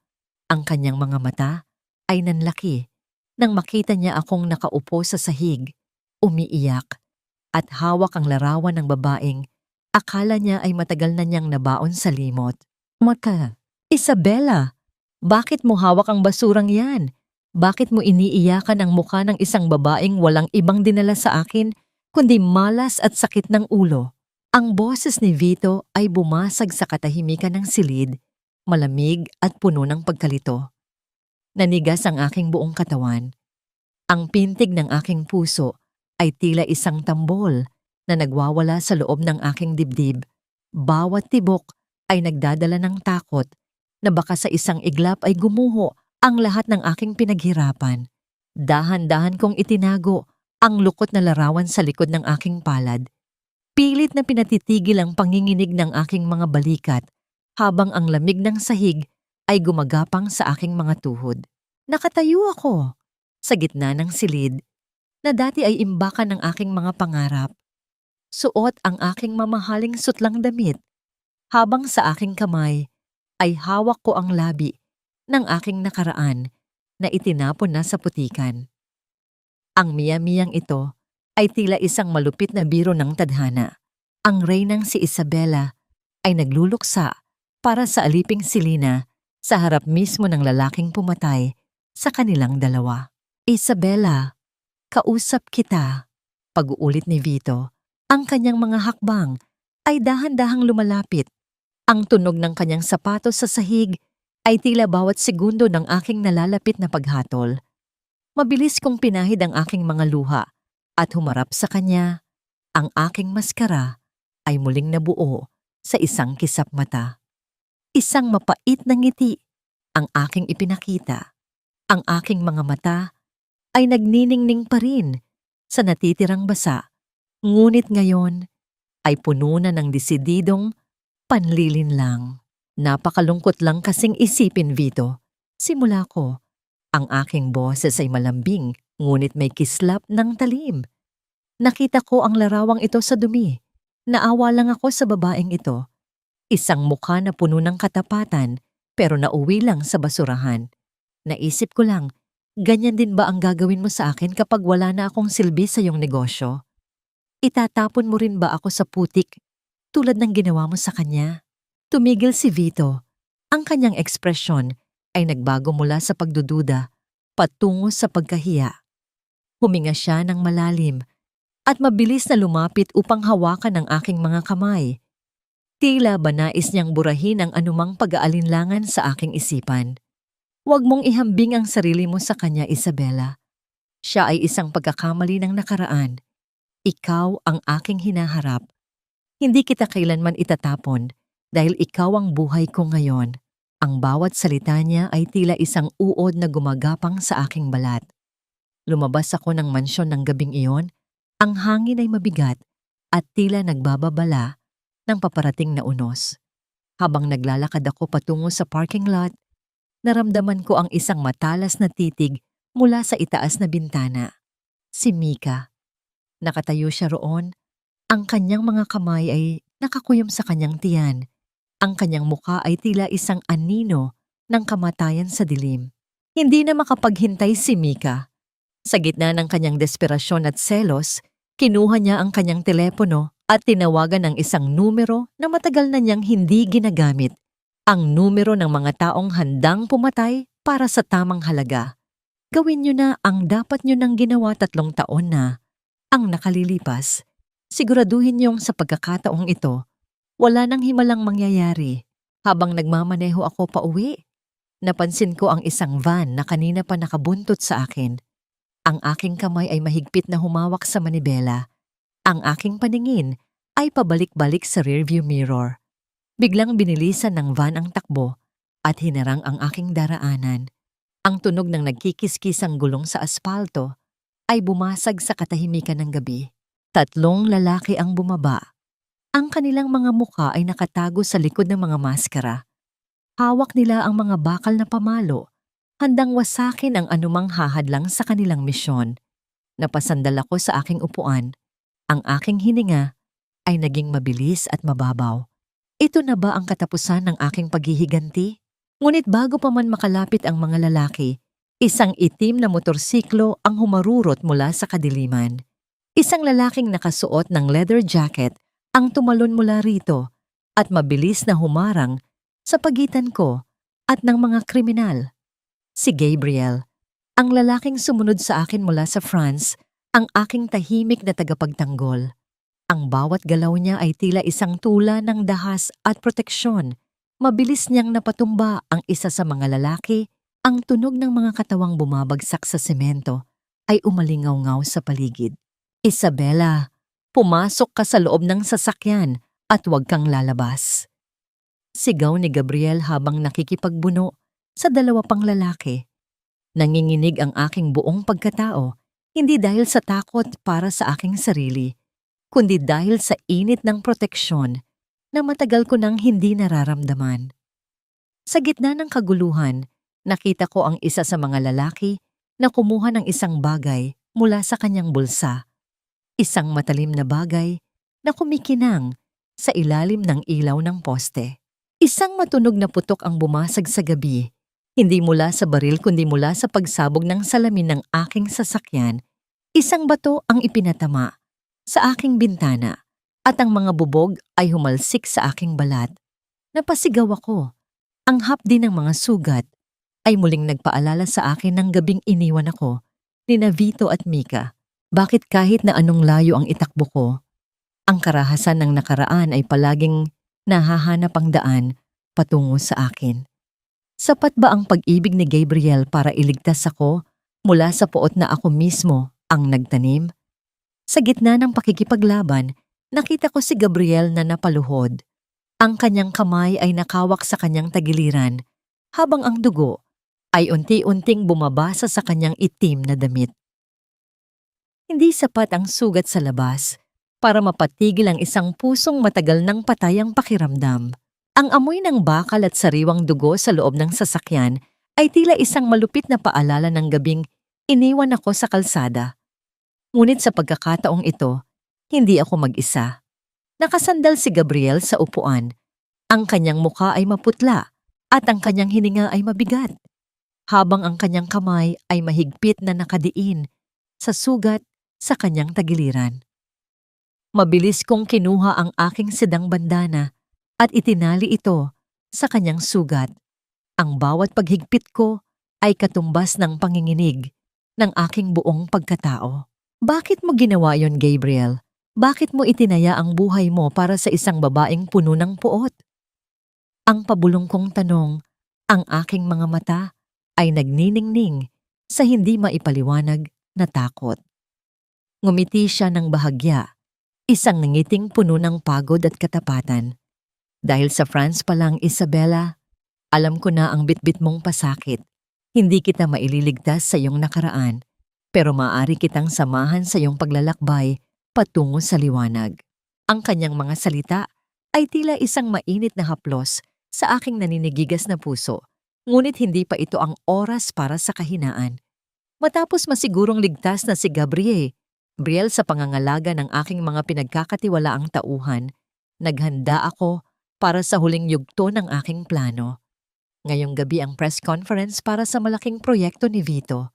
Ang gabi kung saan akala nila ay tuluyan na silang magtatagumpay sa kanilang mga kasinungalingan. Sa loob ng Grand Ballroom, punong-puno ng mga mamamahayag at mga kilalang tao sa lipunan. Nakatayo si Vito sa entablado, suot ang kanyang pinakamahal na tuxedo. Ang kanyang boses ay umaalingaw-ngaw sa buong silid habang ipinagmamalaki ang bagong simula ng kanyang kumpanya sa tulong ni Isabella. Sa tabi niya, si Mika ay nakangiti ng buong ningning. Suot ang isang puting gown na tila ba wala siyang anumang bahid ng dugo sa kanyang mga kamay. And now, I would like to invite our partner, Miss Isabella Cue, to say a few words. Wika ni Vito ng may buong pagmamalaki. Humakbang ako patungo sa gitna ng entablado. Ang bawat hakbang ko ay tila tunog ng isang orasan na nagbibilang ng kanilang nalalapit na pagkagunaw. Nang makarating ako sa harap ng mikropono, ang katahimikan ay bumalot sa buong silid. Tiningnan ko si Vito at Mika. Ang kanilang mga mata ay puno ng kislap ng tagumpay. Hindi nila alam na sila ay nakatayo na sa gilid ng bangin. Ang proyektong ito ay hindi tungkol sa negosyo. Simula ko, ang aking boses ay malamig at tumatagos sa bawat sulok ng ballroom. Ito ay tungkol sa katotohanan. Isang katotohanan na pilit ibinaon sa ilalim ng aspalto 3 taon na ang nakalilipas. Biglang namatay ang mga ilaw sa silid. Ang malaking projector screen sa likuran namin ay nagliwanag. Ang mga tao ay nagsimulang magbulungan nang lumabas ang isang malabong video mula sa isang lumang dashcam. Ang video ng isang madilim at maulang gabi. Isang babaeng naglalakad mag-isa at ang isang sasakyang marahas na bumangga sa kanya. Nakita ng lahat kung paano bumaba ang isang babaeng kamukha ni Mika, ngumiti sa biktima at iniwan itong naghihingalo sa ulan habang ang lalaki sa loob ng sasakyan ay hindi man lang gumalaw. "Ano ito? Itigil niyo ang palabas na ito!" Sigaw ni Vito. Ang kanyang mukha ay biglang naging abo sa takot. Sinubukan niyang lapitan ang laptop, ngunit huli na ang lahat. Ang bawat mukha sa ballroom ay nakatingin sa kanila nang may pandidiri at pagkagulat. Ang babaeng nasa video na yon ay si Lina. Patuloy ko. Dahan-dahang hinuhubad ang aking mga guwantes at inihaharap ang aking mga kamay sa kanila. Ang asawa na itinapon nyo na parang basura. Ang ina na ninakawan nyo ng pagkakataong makita ang kanyang anak. Humarap ako sa kanila. Ang aking mga mata ay nagniningning sa galit at katarungan. Sa gitna ng kaguluhan, bumukas ang malaking pinto ng ballroom. Isang pangkat ng mga pulis ang pumasok. Ang tunog ng kanilang mabibigat na sapatos sa marmol na sahig ay tila hatol ng kamatayan para kina Vito at Mika.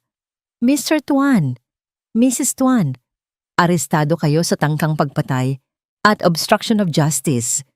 Wika ng opisyal habang inilalabas ang mga posas. Napasigaw si Mika. Ang kanyang boses ay tila isang hayop na nasugatan habang pilit siyang kumakawala sa mga pulis. Si Vito naman ay nanatiling nakatayo. Ang kanyang mga mata ay nakapako sa akin. Tila ngayon lamang niya napagtanto ang laki ng pagkakamali na kanyang ginawa. "Isabela, Lina, patawarin mo ako." Ang pabulong niyang makiusap habang kinakaladkad siya palabas. Tumayo ako sa gitna ng entablado, pinapanood ang kanilang pagbagsak. Ang bawat flash ng kamera ng mga mamamahayag ay tila nagpapaliwanag sa aking madilim na mundo. Ngunit sa gitna ng tagumpay na ito, isang tanong ang nanatili sa aking isipan habang nakikita ko si Nathan na nakatayo sa isang sulok, umiiyak at litong-lito sa nangyayari. Nakuha ko na ang katarungan. Ngunit sapat ba ito para mapuno ang puwang sa aking mga bisig? At sino nga ba talaga ang tunay na nagwagi sa labanang ito? Ang tunog ng bakal na nagkikiskisan habang ibinibitak ang mga posas sa pulso ni Vito ay tila ang huling nota ng isang trahedyang matagal nang isinulat ng tadhana. Sa loob ng Grand Ballroom, ang lahat ng karangyaan ay tila naging isang malaking kulungan. Ang amoy ng mamahaling pabango ay napalitan ng nakasusulasok na amoy ng takot at kahihiyan. Pinapanood ko si Vito habang kinakaladkad siya ng mga pulis. Ang kanyang mukha na dati ay puno ng yabang ay ngayon ay isang larawan ng ganap na pagkatalo. Ang bawat flash ng kamera ng mga media ay tila mga kidlat na tumatama sa kanyang pagkatao. Inilalantad ang bawat dumi na pilit niyang itinatago sa likod ng kanyang mga mamahaling coat. "Isabela! Lina! Magbayad ka! Hinding-hindi kita mapapatawad!" Ang sigaw ni Mika ay pumailan lang sa buong silid. Puno ng puot at desperasyon. Pilit siyang kumakawala sa hawak ng mga awtoridad. Ang kanyang puting gown ay dumi-dumi na at ang kanyang buhok ay gulo-gulo. Tila isang reynang nawalan ng trono sa isang iglap. Ngunit sa gitna ng kaguluhang ito, sa likod ng mga nagtutulakang mamamahayag, nakita ko ang isang maliit na figurang nakatayo sa isang madilim na sulok. Si Nathan. Ang bata ay nakayakap sa kanyang sarili. Ang kanyang maliliit na balikat ay nanginginig sa matinding paghikbi. Ang kanyang mga mata, na dati ay puno ng kislap ng isang spoiled na bata, ngayon ay puno ng matinding takot at kalituhan. Nakatingin siya sa kanyang mga magulang na dinadala palayo. Ang kanyang mundo ay tila isang palasyong buhangin na winasak ng isang malaking alon. "Mommy! Daddy! Huwag niyo po silang kunin!" Ang boses ni Nathan ay manipis, basag, at puno ng pighati. Hindi ko napigilan ang aking sarili.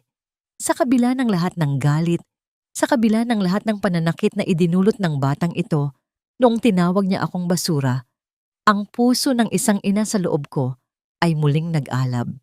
Humakbang ako patungo sa kanya, nilalagpasan ang mga taong nagbubulungan. Nang marating ko ang kinaroroonan ni Nathan, dahan-dahan akong lumuhod sa harap niya. Ang aking mamahaling sutlang gown ay humahaplos sa maduming sahig ng ballroom. Nathan, mahina kong tawag. Tumingala siya sa akin. Ang kanyang mukha ay basang-basa ng luha. Tita Isabella, bakit nila kinuha si Daddy? Bakit galit sila kay Mommy? Sabi ni Mommy, bad people daw ang kukuha sa kanila. Ikaw ba ang kumuha sa kanila? Isang matinding hapdi ang sumaksak sa aking puso. Paano mo ipapaliwanag sa isang bata na ang mga taong itinuturing niyang bayani ay ang mga tunay na kontrabida sa buhay ng iba? Paano ko sasabihing ang hustisyang ipinaglalaban ko ay ang siyang wawasak sa kanyang pamilya? Dahan-dahan kong inabot ang kanyang nanginginig na mga kamay. Hindi ako ang kumuha sa kanila, Nathan. Ang kanilang mga maling desisyon ang nagdala sa kanila rito. Pero huwag kang mag-alala. Hindi ka mag-iisa. Gusto ko si Mommy Lina. Gusto ko ang mommy na nagpapatulog sa akin noon. Hikbi niya. Ang kanyang ulo ay dahan-dahang isinandal sa aking balikat. Sa sandaling iyon, ang lahat ng pader ng aking paghihiganti ay tila dahan-dahang naggigiba. Naramdaman ko ang init ng kanyang hininga sa aking leeg, ang tiwalang ibinibigay niya sa akin sa gitna ng kanyang pinakamadilim na sandali. Pinulupot ko ang aking mga braso sa kanya. Mahigpit na niyakap ang batang inagaw sa akin, ang batang naging bunga ng pagtataksil, ngunit naging biktima rin ng sarili niyang mga magulang. Habang hinihimas ko ang kanyang buhok, nakita ko si Mika na lumingon bago tuluyang mailabas ng pinto. Ang kanyang mga mata ay nanlilisik nang makita niya kaming magkayakap. Sa halip na mag-alala para sa kanyang anak, ang nakita ko sa kanyang mukha ay ang matinding inggit at ang pagnanais na manakit pa rin hanggang sa huling sandali. Huwag mong hahawakan ang anak ko, Lina. Kahit kailan ay hindi siya magiging sayo. Sigaw niya bago tuluyang isara ang pinto ng sasakyan ng pulis. Naiwan kami ni Nathan sa gitna ng ballroom na unti-unti nang nababawasan ng tao. Ang katahimikan ay nagsimulang bumalot, pinalitan ng ingay ng iskandalo. Ngunit sa aking isipan, may isang tanong na patuloy na umaalingaw-ngaw. Nalaman ko mula sa isang tauhan na bago pa man ang press conference, may mga papeles na tinangka si Mika na ilabas ng bansa. Mga dokumentong hindi lamang tungkol sa pera, kundi tungkol sa tunay na pagkatao ni Nathan. Saan nagpunta ang mga papeles na yon? At bakit tila may mas malalim pang lihim na pilit itinatago ni Mika hanggang sa huli? Ang amoy ng luma at basang semento ay tila dumidikit sa aking balat habang naglalakad ako sa madilim na pasilyo ng piitan. Dito, ang bawat hakbang ay umaalingaw-ngaw. Isang tunog na nagpapaalala sa akin na ang bawat pagkakamali ay may katapat na kabayaran. Nakaupo si Vito sa likod ng makapal na salamin. Wala na ang kislap ng kanyang mga mata. Wala na ang ayos ng kanyang buhok na dati ay ipinagmamalaki niya. Ang kanyang suot na kulay kahel na uniforme ay tila isang malaking insulto sa kanyang dating pagkatao. Isabella, Olina, alam kong darating ka. Ang paos na boses ni Vito ang unang bumasag sa katahimikan. Humahawak siya sa bakal, ang kanyang mga kuko ay madumi at ang kanyang balat ay tila nawalan ng sigla. Patawarin mo ako. Nabulag ako ng pera, ng ambisyon, pero kailangan mo akong tulungan. Si Nathan, ang anak natin. Kailangan niya ako. Isang malamig na tawa ang kumawala sa aking mga labi. Ang tawang ito ay walang halong saya, kundi puno ng pait. Anak natin? Nakalimutan mo na ba? Vito, sinabi niyo ni Mika na basura ako. Sinabi niyo na ang anak ko ay namatay na sa aksidenteng ikaw mismo ang nagplano.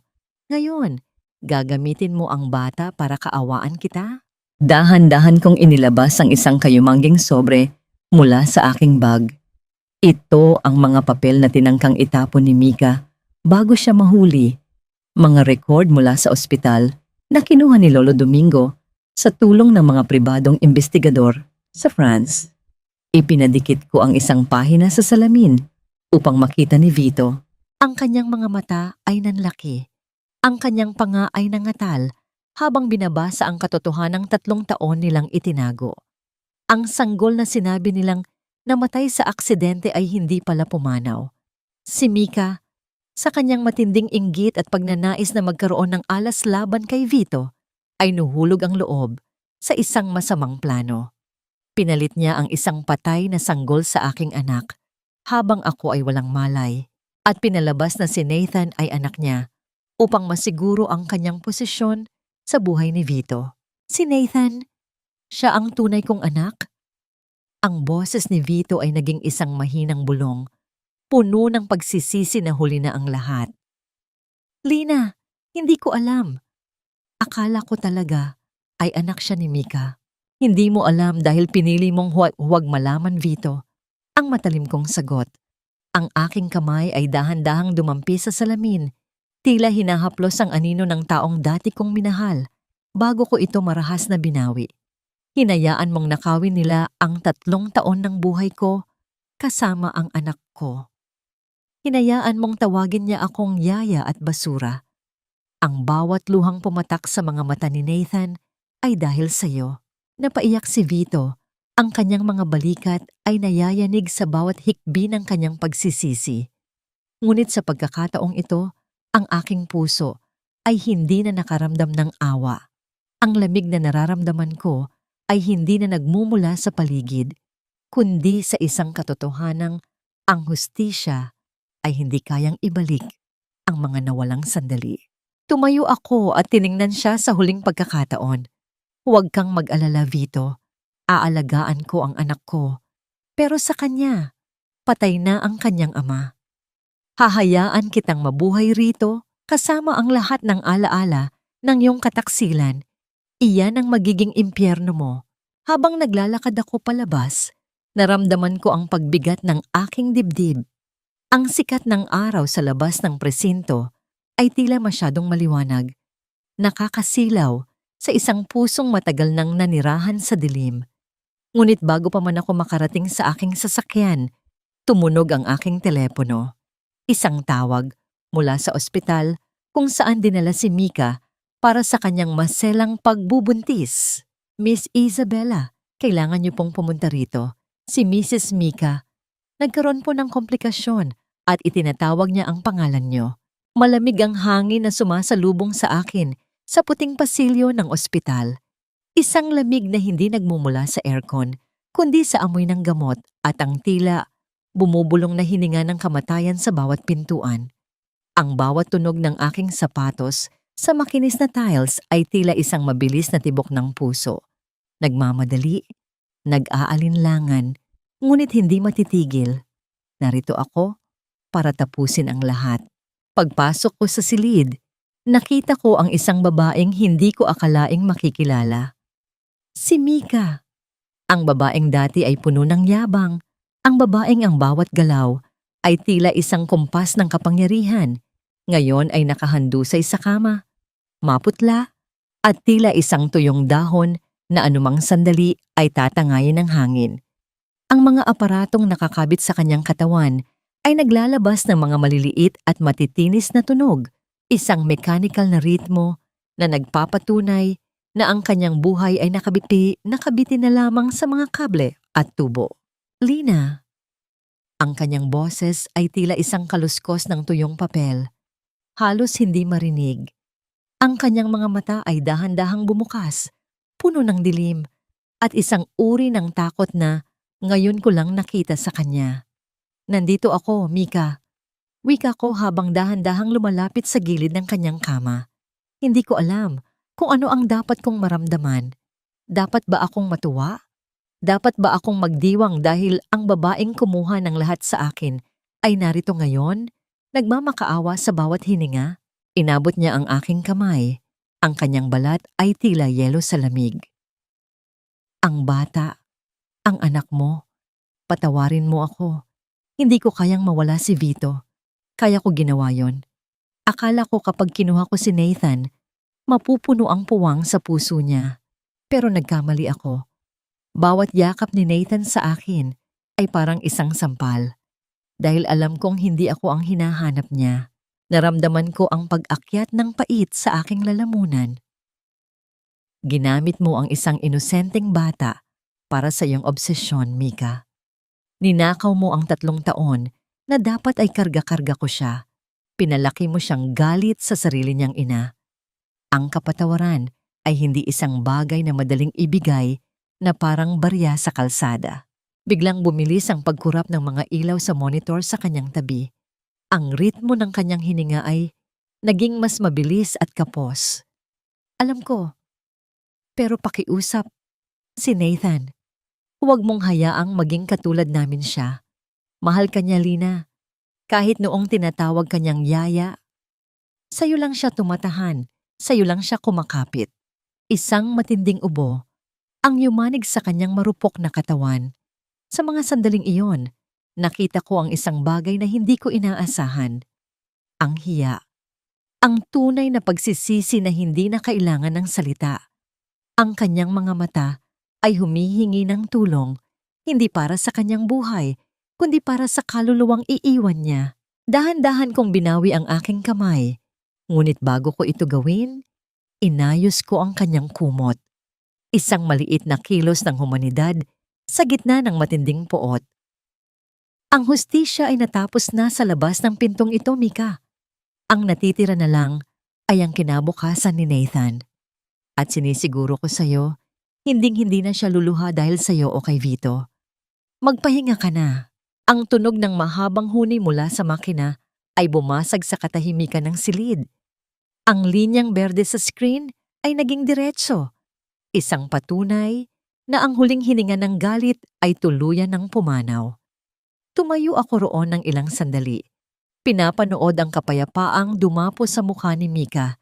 Isang kapayapaang nakuha lamang niya sa gitna ng kamatayan. Lumabas ako ng silid at nakita ko si Nathan na nakaupo sa labas kasama si Lolo Domingo. Nang makita niya ako, tumakbo siya at mahigpit na yumakap sa aking binti. Binuhat ko siya at sa unang pagkakataon, sa loob ng 3 taon, naramdaman ko ang tunay na bigat ng aking anak sa aking mga bisig, hindi na bilang isang yaya, kundi bilang ang kanyang tunay na ina. Ngunit habang naglalakad kami palabas ng ospital, isang pamilyar na sasakyan ang huminto sa tapat namin. Bumaba ang abogado ni Vito. May hawak na isang itim na folder na may tatak ng confidential. Minsan, ang pinakamabigat na regalo ay ang regalong nagmula sa kamay ng taong sumira sa iyong buong buhay. Nakatayo ako sa ilalim ng isang malaking puno ng nara sa gitna ng isang tahimik na parke. Ang sikat ng araw ay marahang sumasala sa mga dahon, lumilikha ng mga gumagalaw na anino sa damuhan. Sa di kalayuan, nakikita ko si Nathan na masayang hinahabol ang isang makulay na paru-paro. Ang kanyang mga tawa ay tila isang himig na dahan-dahang nagpapatahimik sa mga bagyo sa loob ng aking dibdib. Miss Isabella o mas nararapat na tawaging Lina. Ang boses ng abogado ni Vito ay formal ngunit may halong pakikiramay. Inabot niya sa akin ang itim na folder. Ang balat nito ay malamig at tila nagdadala ng bigat ng isang madilim na nakaraan. Bago tuluyang ilipat si Mr. Tuan sa maximum security prison, pinirmahan niya ang lahat ng ito. Isang ganap na pag-amin sa lahat ng kanyang krimen, pati na ang paglilipat ng lahat ng kanyang mga natitirang ari-arian at nakatagong pondo sa pangalan ni Nathan sa ilalim ng iyong pangangalaga. Binuksan ko ang folder. Ang bawat pirma ni Vito ay tila mga bakas ng dugo na sumusulat ng kanyang sariling pagkatalo. Sa huling pahina, may isang maikling sulat na nakasulat sa isang piraso ng papel na punong-puno ng mga mantsa ng luha. Lina, ibinibigay ko ang lahat ng ito, hindi dahil kaya nitong bayaran ang sakit, kundi dahil ito na lang ang tanging paraan para masiguro kong hindi na kayo muling maghihirap ni Nathan. Patawarin mo ako dahil naging duwag ako. Patawarin mo ako dahil hinayaan kong maging basura ang turing sa iyo, gayong ikaw ang tanging hiya sa buhay ko. Isang mapait na ngiti ang sumilay sa aking mga labi. Ang bawat salita niya ay tila isang hangin na dumadaan sa isang hungkag na sisidlan. Huli na ang lahat para sa mga ganitong salita, attorney. Mahina akong wika habang isinasara ang folder. Ang pera ay hindi kayang ibalik ang mga gabing umiiyak ako sa kalsada. Ang yaman ay hindi kayang burahin ang pandidiri sa mga mata ng anak ko noon. Tanggapin niyo ang mga papeles na ito, ngunit gagamitin ko ang lahat ng ito para sa foundation ng mga biktima ng pang-aabuso. Walang kahit isang sentimo ng puot ni Vito ang mananatili sa aming buhay. Naramdaman ko ang isang pamilyar na presensya sa aking likuran, si Gabriel. Ang kanyang hakbang ay marahan. Halos hindi naririnig sa ibabaw ng malambot na damo. Tumayo siya sa aking tabi. Ang kanyang tagiliran ay may benda pa rin, ngunit ang kanyang tindig ay matatag. Tapos na ang lahat, Isabela, bulong ni Gabriel.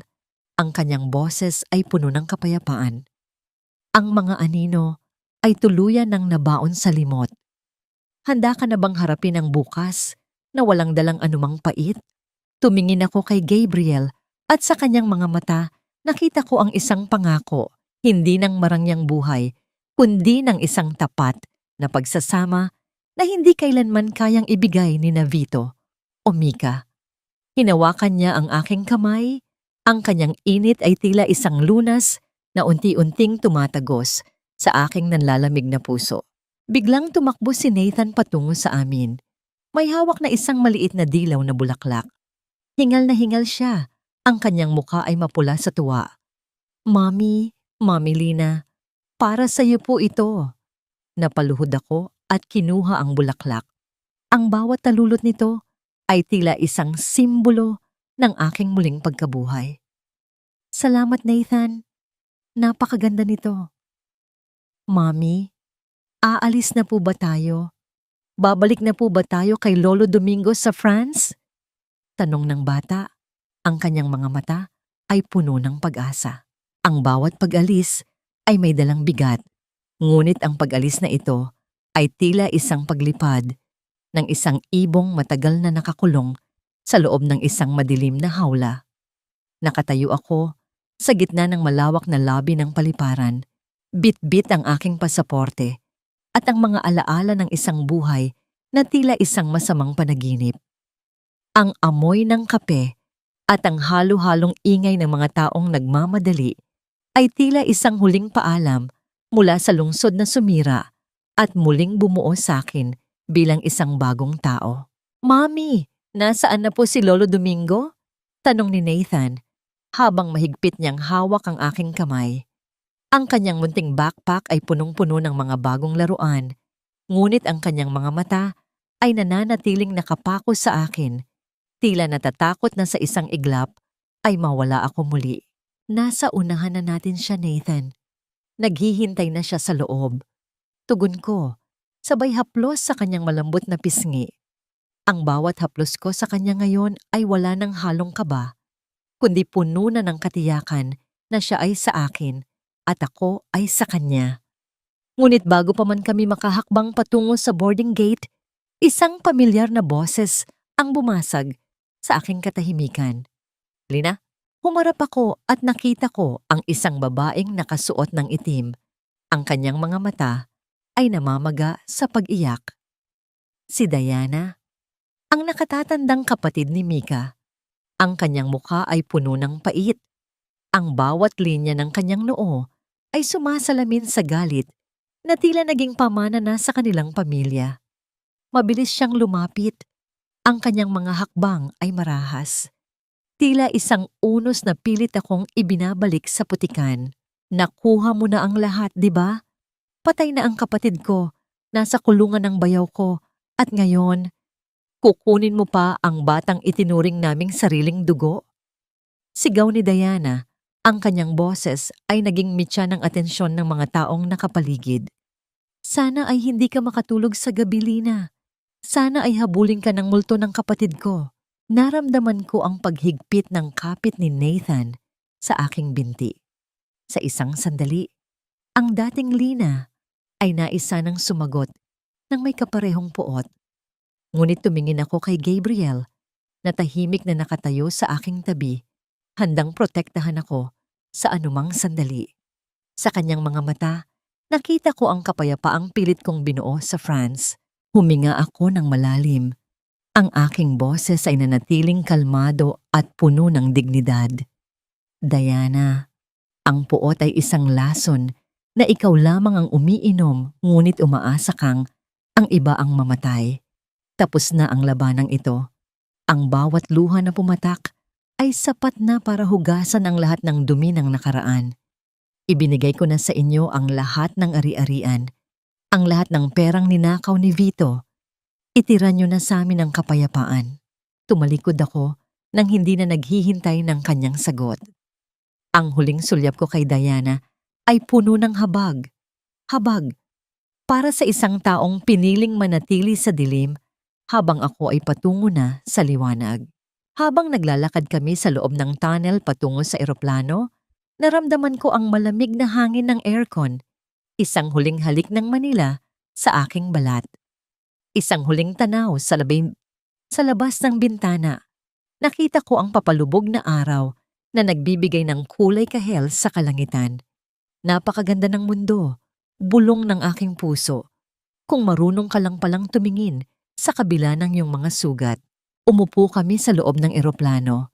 Si Nathan ay agad na nakatulog sa aking tabi. Ang kanyang hininga ay mahimbing at payapa. Kinuha ni Gabriel ang aking kamay at marahang pinagsalikop ang aming mga daliri. Handa ka na ba para sa tunay nating tahanan? Tanong ni Gabriel. Ang kanyang boses ay tila isang uyayi sa aking pandinig. Oo, Gabriel, handa na ako. Sagot ko, habang dahan-dahang sumasandal sa kanyang balikat. Ang paglipad ng eroplano ay tila isang pag-angat ng aking kaluluwa mula sa lahat ng bigat ng aking kahapon. Habang uwentunting lumiliit ang mga ilaw ng lungsod sa ibaba, naramdaman ko ang isang mainit na agos ng luha sa aking pisngi. Hindi luha ng sakit, kundi luha ng pasasalamat. Salamat sa bawat hapdi. Salamat sa bawat pagtataksil. Dahil kung hindi dahil sa mga iyon, hindi ko matatagpuan ang tunay na lakas na nagmula sa aking pagiging ina. Lina, Isabella. Ngayon, ako ay isa na lamang babaeng marunong magmahal at marunong magpatawad. At sa huling pagkakataon, ang aking puso ay tumibok ng may ganap na kalayaan. Sa maliit na bayan ng Saint-Remy sa France, ang tagsibol ay nagdadala ng isang uri ng liwanag na tila humahalik sa bawat sulok ng kapaligiran. Ang amoy ng bagong luto na baguette at mainit na kape mula sa bakery ni Lolo Domingo ay humahalo sa bango ng mga lavender na sumasayaw sa ihip ng hangin. Nakatayo ako sa harap ng bintana ng aming maliit na tahanan, pinapanood ang dahan-dahang pag-akyat ng araw sa abot tanaw. Mama, tignan mo po, nakagawa ako ng isang pusong gawa sa harina. Ang masayang sigaw ni Nathan ay pumailan lang mula sa kusina. Lumingon ako at nakita ang aking anak na ang mukha ay may bahid pa ng puting harina habang ipinagmamalaki ang kanyang munting likha. Wala na ang takot sa kanyang mga mata. Wala na ang pait na dati ay itinanim ng mga taong nagtaksil sa amin. Ang kanyang tawa ay tila isang malinis na tubig na tuluyan ng naghugas sa lahat ng dumi ng aking nakaraan. Lumapit si Gabriel sa likuran ko at dahan-dahang ipinatong ang kanyang mga kamay sa aking mga balikat. Ang kanyang haplos ay puno ng katiyakan, isang tahimik na pangako na ang mga gabi ng pag-iisa at pagluha ay hindi na muling babalik. Masaya silang tignan, hindi ba? Mahinang bulong ni Gabriel. Tumango ako at sumandal sa kanyang dibdib. Salamat, Gabriel. Salamat sa hindi pagsuko sa akin noong ang tanging alam ko lang ay ang manakit. 3 taon na ang lumipas mula nang lisanin namin ang Manila. Sa loob ng mga taong iyon, dahan-dahan kong binuwag ang maskara ni Isabela. Hindi ko na kailangang maging isang matigas na brilyante para lamang mabuhay. Natutunan kong ang tunay na lakas ay hindi matatagpuan sa talim ng paghihiganti, kundi sa lalim ng pagtanggap at pagpapatawad. Hindi dahil karapat-dapat ang mga nagkasala, kundi dahil karapat-dapat ang aking puso sa kapayapaan. Nakarating sa akin ang balita tungkol kay Vito. Mag-isa siyang nananatili sa loob ng malamig at tahimik na selda.